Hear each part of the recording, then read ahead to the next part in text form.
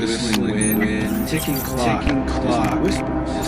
Have you ever woken up at 3 a.m.? Have you ever woken feeling that someone is staring at you with the feeling that someone is staring? You think it's just your imagination? Dark room? Probably. But think, what if I imagination? That many problems. What if I so deeply that many people? They don't just see things. They hear gas behind them. They get lifting voices. They don't just see that no one else. They hear gas behind. Worst of all, some lit trap bass in the box.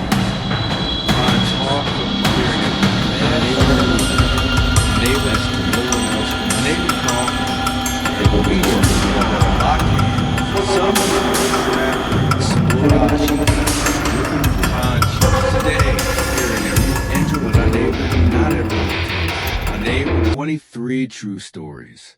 Ghostly encounters, narrow escapes, and phenomena that no one can explain. But these are not just isolated horror stories. They are connected. A panoramic picture of a place where the boundary between reality and fantasy, between life and death, is as fragile as a last breath. Don't turn off the lights. Don't take your eyes off the screen. And if you hear someone calling your name while watching this, make sure you're home alone. Welcome to Stories You Won't Believe Until You See Them. Electronic heart monitor. ICU fan. Light rain. I woke up without anyone knowing. I heard my mother crying. I heard the doctor say I wouldn't make it, but I was still there, in my own body, and I couldn't move a finger. Heart monitor. ICU bed, mother's face choking with tears. 3 weeks after the terrible traffic accident. The doctor said I was in a coma, but during those last 2 weeks, I was completely conscious. I just couldn't tell anyone. This condition is known in medicine as locked-in syndrome. Your consciousness is still awake. You hear, you feel, you know every second that passes, but you can't speak, can't move, can't call for help. You're like a living corpse. I heard the nurse giggle as she wiped me down. I heard them say, "Her face is so swollen, her family probably won't recognize her." I wanted to cry, but the tears wouldn't come.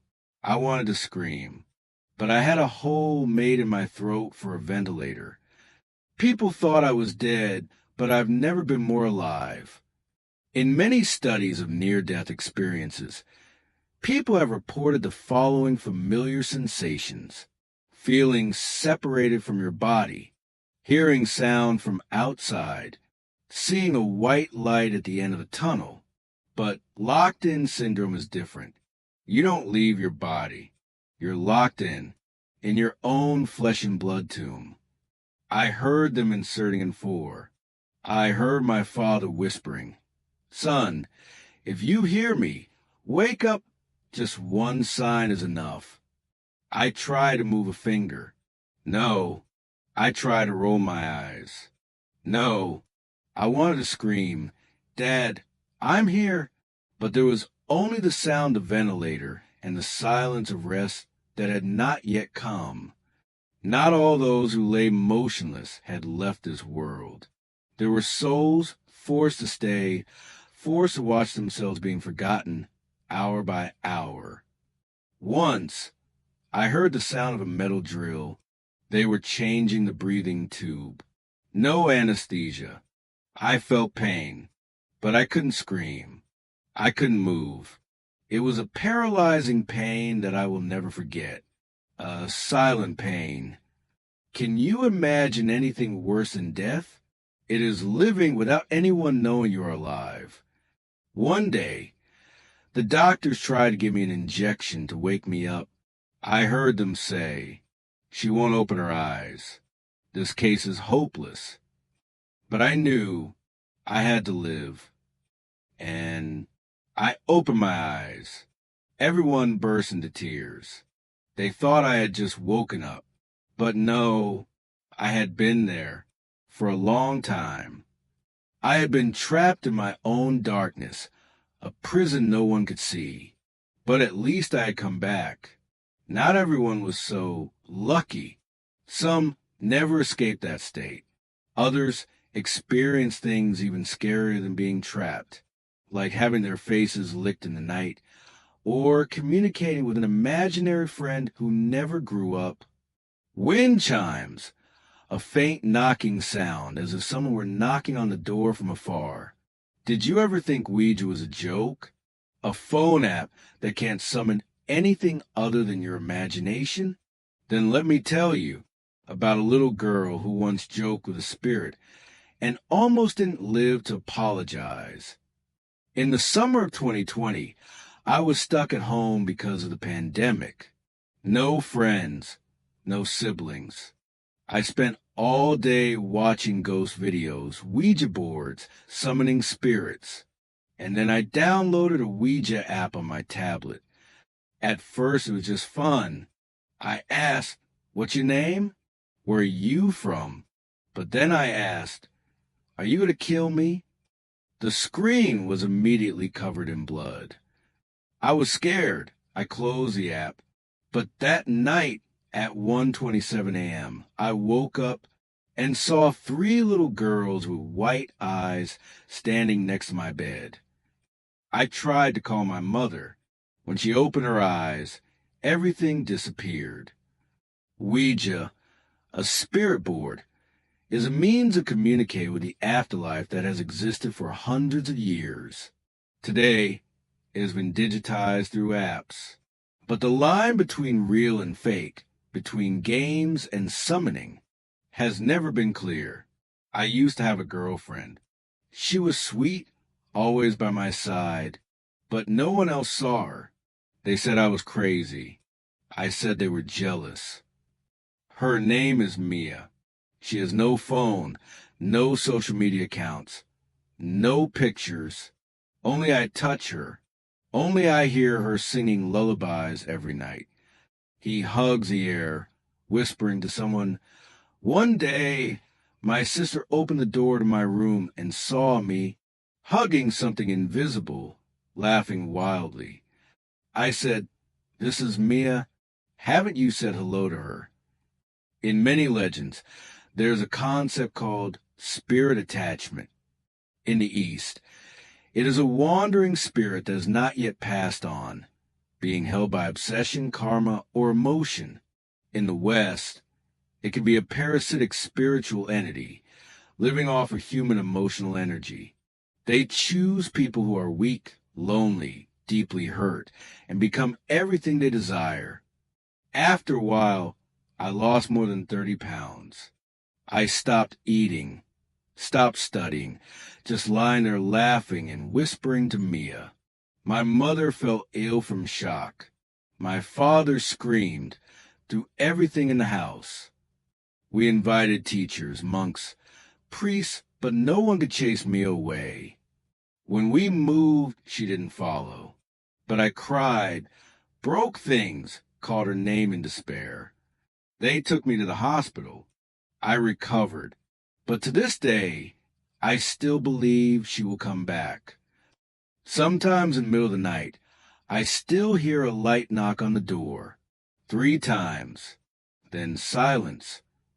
A love affair with a spirit seems romantic, but in reality, it is a complete invasion of an entity that does not belong to this world.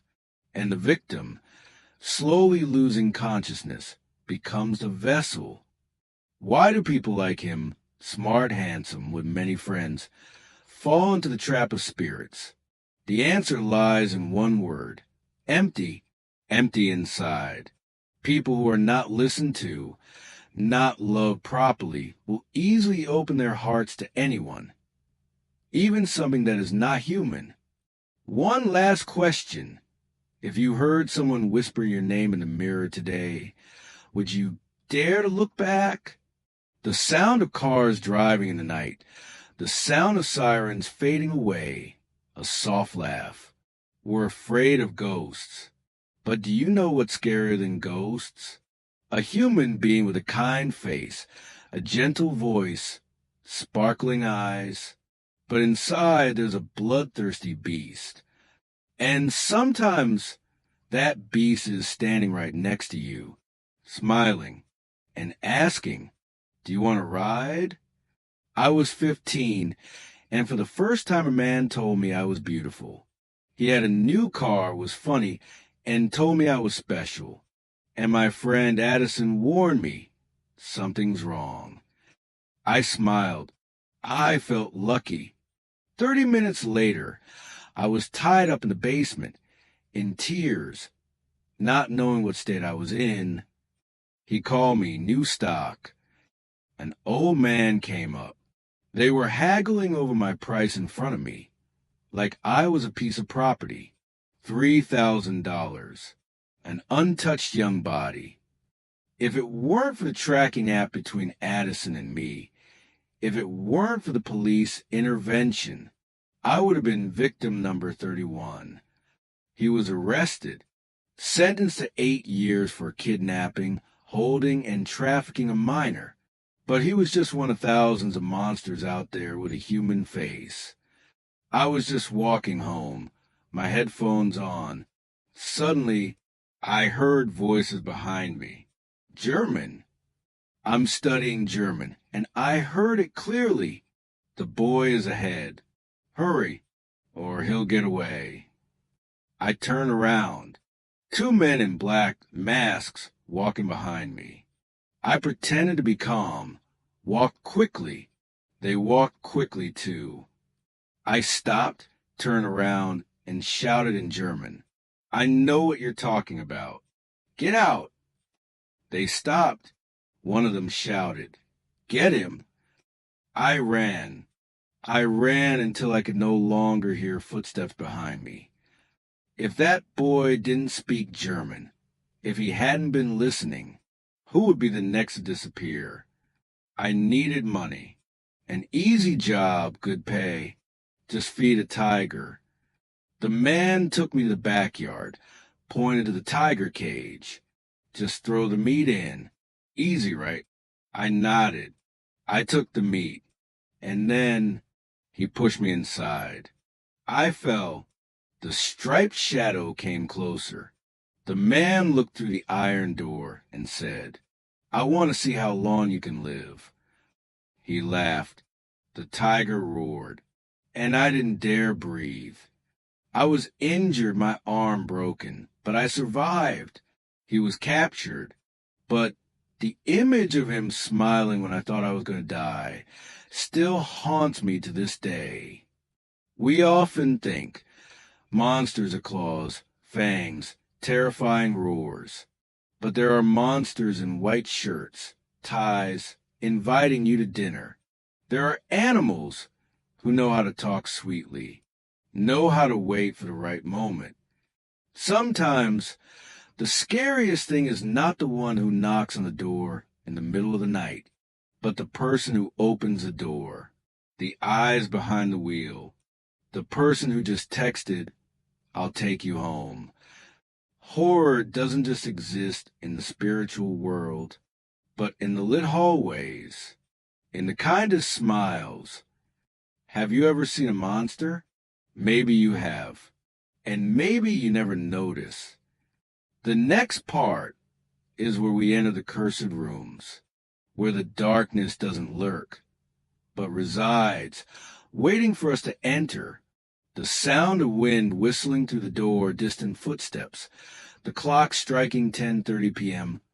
There are houses that are never really empty, even if you move, even if you sell, even if you tear them down. A part of them lives on, still looks, still waits. There are rooms where blood stains can be wiped away 100 times. There are hotel hallways where the wind blows and no one sees, but the doors still open every night. And there are spirits that are not staying. They are not allowed to leave. When I was 3 years old, I slept with my mother and brother in that old house. My mother always locked the room at the end of the hallway, the one with the strange black carpet. No matter how many times she washed it, the stain would always come back. It was like someone had died there, and the blood never dried. Darkness covered the room. The boy saw a shadow creeping past. Every night at exactly 10:30, even though the door was locked, I could still hear footsteps coming from inside the room, regular as a patrolman. Once, I ran past and saw a dark figure with sharp teeth whispering, "I bite. I don't play near there anymore." That room used to belong to a man with terminal cancer. He hated children very much. After he died, a pool of blood was found under the bed, even though he had not bled before he died. The boy's mother later called a pastor. When he entered the room, he only said one sentence, "Harry, you can leave now." From that day on, everything was silent. The Pearl Hotel was built in 1920 by Sarah Ann, a young widow, beautiful as a goddess and cold as ice. Her husband, a wealthy count, died suddenly a few months after their wedding. Rumor has it that she poisoned the wine. Sarah was sentenced to life in prison, but 3 years later, she disappeared. No body was found. The hotel was sold. But starting in 1960, women who looked like Sarah began to disappear. 8 people, 8 bodies, 8 eyes wide open in horror. The police never found the killer. Only an old portrait of Sarah with the eyes blacked out. From then on, the Pearl Hotel became America's favorite creepy tourist destination. People came to find Sarah, to take pictures of the number 4 hallway, to see if they were resembling her. The terrifying truth is Sarah never left. The question is she a ghost or simply someone still alive, still killing from the shadows? Why are Americans so obsessed with haunted houses, haunted hotels, and curse houses? Why are places that were once crime scenes, death scenes, or rituals becoming check-in locations? Are we not afraid of ghosts, but of the unspeakable past? Not all haunted places are haunted because of ghosts. Some places are just still shrieks unheard. The disappearances from room 207 of a hotel in Arizona to a motel in Queens, New York, always have one thing in common. They were alone, and they looked like someone else. We think they're ghosts, but maybe somewhere in the dark, there's someone repeating the murders, looking for a shadow from the past. If someone gives you an unusually cheap house, ask why. If the room is always locked, ask who has the key. If you hear footsteps at 10:30 every night, count the number of people in the house. Sometimes there's an extra person. Have you ever had the feeling that something is about to happen? A whisper in your head, a premonition of unknown origin, a seemingly meaningless sentence that saves your life. This is no longer a ghost story. This is a story about people who saw death and managed to turn back. I have a strange habit since I was a child. Every time I enter a room, I would whisper, "I see you. I see you," like a joke to myself, as if I was talking to something hiding in the dark corner. One rainy night, entering the house, the TV was buzzing. That day, I came home alone, finished showering, walked into the living room and whispered as usual, "I see you." A man standing behind the curtain was startled, revealed himself, and pulled out a knife. I screamed. The neighbors called the police. He said he thought I wasn't home, but that sentence made him think I had seen him before. A habit that saved a life. Have you ever wondered The meaningless things you do every day. Could it be an unconscious defense mechanism? I was traveling with a group of friends, sitting in an off-road Jeep, getting ready to go up the mountain. The night before, I dreamed that the car exploded in the middle of the road. There was blood, there were screams, there was fire rising to the sky. The girl woke up in sweat, dim light. I woke up at 4 a.m., my heart pounding. I begged everyone, don't go, hold off. No one believed me. Finally, I cried, banged on the car door, and made the driver stop in the middle of the road. 5 minutes after I got out, the Jeep lost control, crashed into a cliff, and exploded. 5 people died. The only survivor was the girl who listened to her intuition. It wasn't a sixth sense. It was a signal from the future.